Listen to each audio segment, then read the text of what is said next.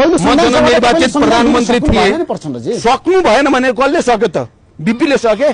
राम्रो गर्ने त कसले दिन्छ? यहाँ देश कसैले राम्रो गर्न? तपाईँ मलाई भन्न दिनुहुन्छ कसलाई दियो? राम्रो गर्छु भन्ने कसलाई सफल हुन दियो? बिपीलाई दिए? बाचिन्जेल चाहिँ कुन हैरानी र परेशानीमा राखे बिपी कोइरालालाई? कसलाई दियो? मदन भण्डारीलाई दियो राम्रो गर्न? मैले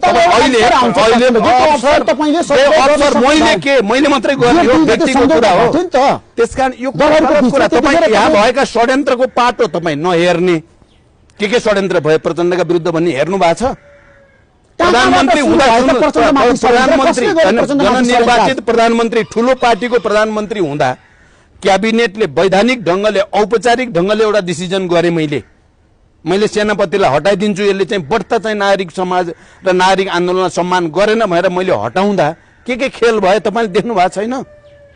एउटा पार्टी जो सरकारमा बसेर छ, जा अगाडि बढ, कारबाही गर, म चाहिँ साथमा छु, हाम्रो पार्टी साथमा छ भन्ने झलनाथ खनालहरू रातारात फेरिएको तपाईँ नदेख्ने, यति ठुलो बेइमानी भयो चाहिँ राम्रो गर्ने मान्छेलाई भन्ने नदेख्ने तपाईँ, तर प्रचण्डले सकेन मात्रै देख्ने।